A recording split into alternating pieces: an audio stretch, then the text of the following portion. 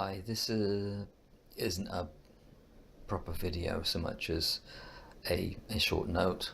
which I'm just making on my camera because it's easier that way. Last year I did a video in which I talked about the Leo-Aquarius axis in New Aeon Magick, the way I see it. Um, and so this is just a short addition to that. To recap, there was an idea which I picked up from Kenneth Grant, that the old Aeon Magick was based on the Virgo Pisces polarity, Virgo being ritual and Pisces being the other world.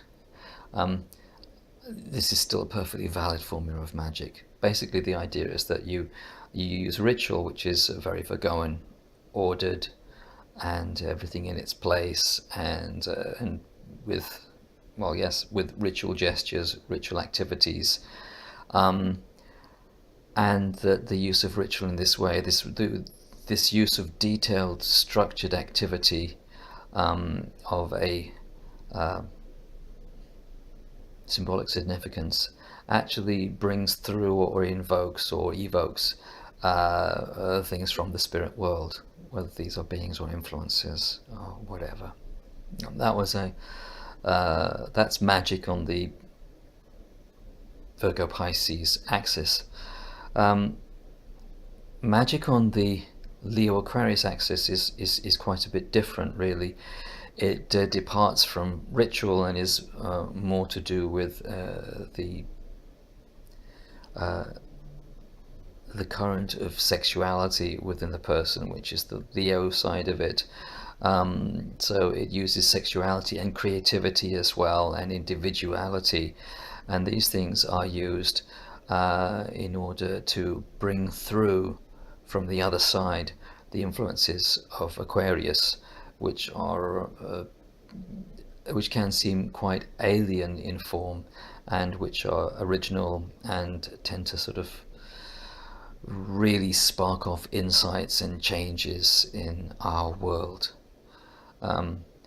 there's something very futuristic about them, and there is something about Aquarius which seems to be linked to both the very ancient past and also the distant future. So this is part of Aquarius, and it brings around that, it brings forward that kind of circulation idea which you get in Aquarius,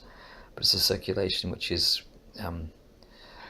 extremely high energy, intuitive, and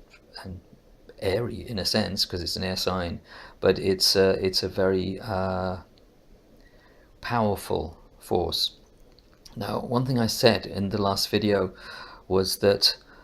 one needed to have the passion and individuality of Leo in at a very deep level to be able to cope with the energies of Aquarius. But the other thing that strikes me is that you need the insight of Aquarius, you need the insight and the individualization or individuation of the self in that context, to have been able to have gained the detachment and objectivity, and even alienation of Aquarius, and to have accepted your own alien nature in a sense, as if you were a kind of mutant in a way, but you have to be able to accept that sense of yourself in order to be able to also to be able to cope with the passionate energies of Leo, because these energies, not the Aquarian energies, but the Leonine energies, which are deeply passionate, sexual, and massively driven, really. These energies are also the stuff of obsession,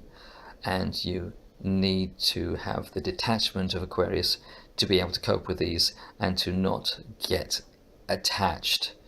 in a quite traumatic manner through the possession by these energies. And I think this is why Crowley termed his Leonine card in the Thoth Tarot lust, rather than its traditional title of strength, because lust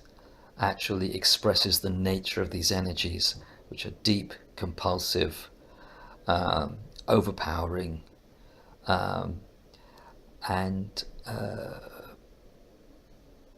potentially obsessive and possessing. Um, the actual balance of these two things gives you something extremely powerful, and this is, I think, probably a key to certain sorts of magic. Thank you.